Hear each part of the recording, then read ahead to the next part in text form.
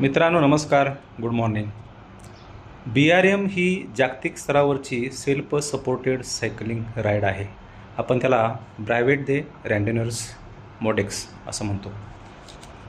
ही जागतिक स्तरावर साधारण 50 देशामध्ये ही स्पर्धा भरवली जाते आणि याची पार्श्वभूमी अशी आहे की ऑडेक्स इंडिया पॅरिशियन ACP 1976 सालापर्यंत फ्रान्समध्येच ही स्पर्धा भरवत होती. त्यानंतर ती फ्रान्सबाहेर जागतिक स्तरावर ही स्पर्धा भरवण्यास सुरुवात केली आणि भारतामध्ये ऑडेक्स इंडिया रँडेनर्स AIR अधिकृत ही संस्था आहे. भारतामधल्या प्रत्येक जिल्ह्यामध्ये किमान एक तरी क्लब ही सेल्फ सपोर्टेड राईड भरवतो आणि सायकलिंग क्षेत्रामध्ये उच्च दर्जाचं SR सुपर रँडेनर्स हे मानांकन आपल्याला मिळतं.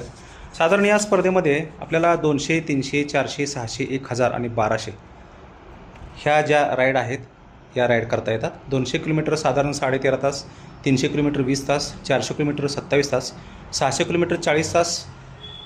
ह्या 4 सिरीज पूर्ण केल्या की आपल्याला सुपर रँडेनर हे मानांकन मिळतं आणि त्याच्याही पुढे जाऊन आपल्याला 1075 तासामध्ये हा BRMमधलाच प्रकार आहे आणि 1200 किलोमीटरचा जो 90 किलोमीटरचा आहे त्याला आपण LRM असं म्हणतो.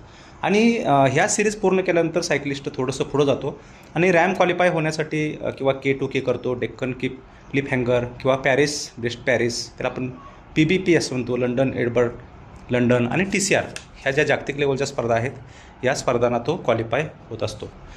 मित्रांनो, ही झाली थोडीशी पार्श्वभूमी. आता आपण ही स्पर्धा आपण याला स्पर्धा म्हणायला नको, ही सेल्फ सपोर्टेड राईड आहे. या सेल्फ सपोर्टेड राईडला आपली सायकल कशी तयार करायची, आपण रेडी कसं व्हायचं हे आपण आज पाहणार आहोत. कारण बरीच माहिती मी BRM संदर्भामध्ये यूट्यूबच्या माध्यमातून आपल्यापर्यंत पोहोचवलेली आहे. 200, 300, 400, 600 माझे हे सेकंड टर्म आहे. पहिलं BRM SR पूर्ण सिरीज झालेली आहे गेल्या वर्षी आणि आता दुसरं सिरीज चालू आहे. आता पुढची शनिवारी 400 किलोमीटरची BRM आहे. त्याच्या अगोदर जरा थोडंसं बऱ्याच मी सायकलिस्टकडं पाहिल्यानंतर किंवा मला दिसल्यानंतर असं वाटलं की बरेच लोक आपली सायकल तयार करण्यामध्ये थोडेसे मागे पडतात आणि मग ऐनवेळी काही गोष्टींना धावपळ करावी लागते. त्यामुळं हा व्हिडिओ आपल्यासाठी खास बनवला आहे, आपली सायकल BRMसाठी आणि किंवा लाँग राईडसाठी कशी तयार करायची. समोर पाहताय ही सायकल आहे. ही आहे आपली स्कॉट स्पीडस्टर रोड बाईक आहे, एंड्युरन्स सायकल आहे आणि मीच ही BRMसाठी वापरतो. आता काही गोष्टी तुम्हाला मी दाखवतो. आपली सीट जी आहे ही आपली परफेक्ट आहे का, ही जी काय शास्त्रशुद्ध पद्धत आहे का ती पाहून घ्या. त्यानंतर दुसरं म्हणजे आपल्या 2 बॅगा पाहिजेत. आपल्याला 2 बॅगा किंवा एक बॅग. आपल्याकडं कुठल्याही प्रकारचं पाठीवर बॅग घ्यायची नाही किंवा ओझं जास्त आपल्याला घ्यायचं नाही आहे. त्याच्यामुळं ह्या 2 बॅगा हे डेकॅथलॉनवरून मिळते. साधारण 800-900 रुपयेपर्यंत मिळेल आणि हे 700-800 रुपयाला मिळेल. याला 2 कप्पे आहेत. इथं मोबाईल आपण ठेवू शकतो. इथं मोबाईलचा वापर मी इथे ठेवतो, मोबाईल मला व्हिडिओ शूट करायचा असल्यामुळं. आणि इथं मी थोडंसं जेली ठेवतो. हे जे आपलं थोडंसं आहे जे आपल्याला राईड दरम्यान आपल्याला जे हायड्रेशन लागतं ते सगळं ह्याच्यामध्ये मी ठेवलेलं आहे. जे आपल्याला क्रॅम्प येऊ नये म्हणून क्रॅम्प सॉल्ट आहे वगैरे, हे महत्त्वाचं आहे, उन्हामध्ये खूप गरजेचं आहे. आणि ह्या ज्या 2-4 पुड्या आहेत किंवा तुम्हाला जे सूट होतं आणि काही गोळ्या आपल्याला आवश्यक आहेत आपल्या नेहमीच्या वगैरे असतील तर. आणि इकडल्या बॅगेमध्ये आपल्याला एक पॉवर बँक असणं गरजेचं आहे आणि इथं पण मोबाईल आपण ठेवू शकतो आणि काही गोष्टी ठेवू शकतो. आता आपण थोडंसं आपण लाईटच्या दिशेने वळूया. लाईट 2 आपल्याला आवश्यक आहेत आणि 2 लाईट आपल्या ड्रॉप बॅगमध्ये असणं आवश्यक आहे. आणि 200-300ला ठीक आहे 2 लाईट, पण 400ला मात्र आणखी एक लाईट आपल्याला आवश्यक आहे. ती मी लाईट या ठिकाणी ठेवलेली आहे. इथं आपण इथे एक लाईट ठेवले, एक चार्जर असा महत्त्वाचा या ठिकाणी ठेवलेला आहे. त्यानंतर इथे एक लाईट आहे, इथे एक लाईट आहे. हे तुम्ही बघितलं IG स्पोर्ट्सचं हे जे बाईक कम्प्युटर आहे, हे बाईक कम्प्युटर आपल्याला असलं तर ठीक, नसलं तरी काय अडचण नाही, आपण स्ट्रावावर आपण लावू शकतो.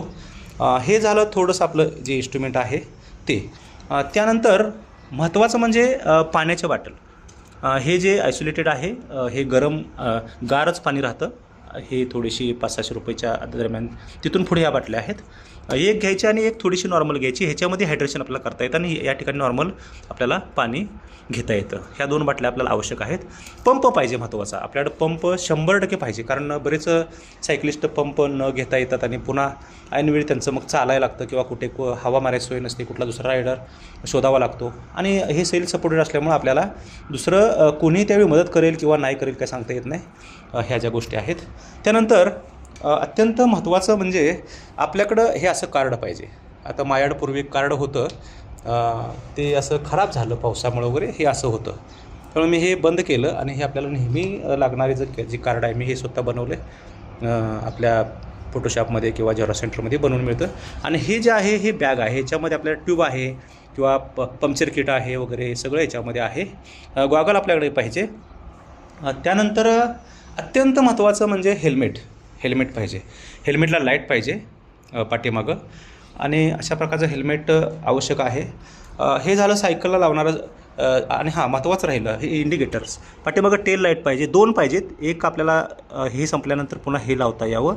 आणि इथे एक आहे, हे फ्रंट लाईट पण टेल लाईटचंच काम करते. अशा प्रकारची लाईट आहे. पुढे पण आपल्याला थोडंसं असं दिसलं पाहिजे. हे सगळं साहित्य आपल्याला लावणं गरजेचं आहे. त्याचबरोबर आपल्याला सायकल क्लीन करणं गरजेचं आहे, कारण आपण जेव्हा राईडला जातो तेव्हा थोडंसं फ्री सायकल आपल्याला झाली पाहिजे. सायकल क्लीन करायची. थोडीसं मी पुसून घेतले आणि हे टायर चेक करायचे, कुठं आपल्याला काय आहे का वगैरे, असं खिळामुळा किंवा काटा वगैरे कुठे आहे का हे पाहिलं पाहिजे. याच्यातली हवा आपल्याला चेक केली पाहिजे. ह्या टायरवर साईज लिहिलेली असते, त्याच्यापेक्षा 5 खाली घ्यायची थोडी PSI, थोडीशी. समजा 95 असेल PSI तर 90पर्यंत आपण हवा ठेवू शकतो.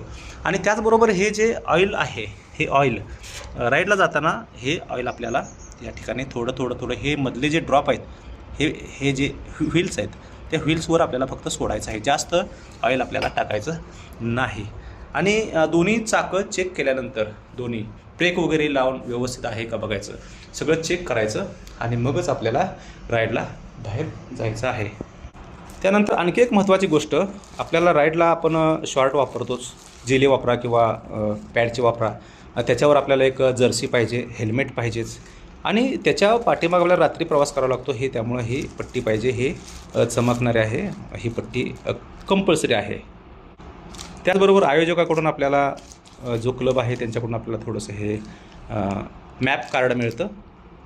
हे पण आपल्याला कार्ड त्या ठिकाणी सुरुवातीला दिलं जातं. हे मॅप आपण थोडंसं ग्रुपवर वगैरे थोडंसं तो मॅप कसा आहे, कुठं आहे, हे सगळं आपल्याला माहीत करून घेणं आवश्यक आहे. त्यानंतर हे जे आहे viewer and release from liability, हे जे आहे इथं आपण सही वगैरे करून आपण राईडच्या दरम्यानमध्ये हे तिथं आयोजकाकडे जमा करायचं असतं.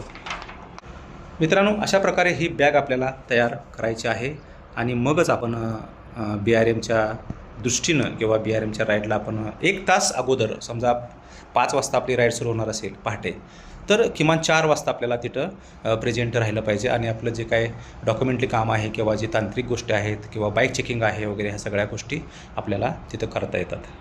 200 किलोमीटरला काही मुक्कामाची आवश्यकता नसते, मात्र 300 किलोमीटरपासून आपण ज्या ठिकाणी आपण जाणार आहोत त्या ठिकाणी मुक्कामाची सोय केली तर आपल्याला झोप पूर्ण मिळते आणि आपल्याला वेळेत तिथं पोचता येतं. आणि राईड दरम्यान मी वेळोवेळी तुम्हाला हायड्रेशनच्या विषयी वगैरे सगळी माहिती सांगितलेली आहे, ती तुम्ही घेत जावा. आणि हे जे सगळं आपलं BRM केल्यामुळं किंवा राईड केल्यामुळं आपल्याला जो काही वेगळा आनंद मिळतो, आपला संयम वाढतो, आपली जीवनशैली आपली बदलून जाते आणि विचार करण्याची, जीवन जगण्याची किंवा आनंदी राहण्याची किंवा एखाद्या कठीण परिस्थितीमध्ये टिकून राहण्याची, ह्या ज्या बऱ्याच गोष्टी आहेत. त्यानंतर मी स्पेशल व्हिडिओ त्यासाठी करीन.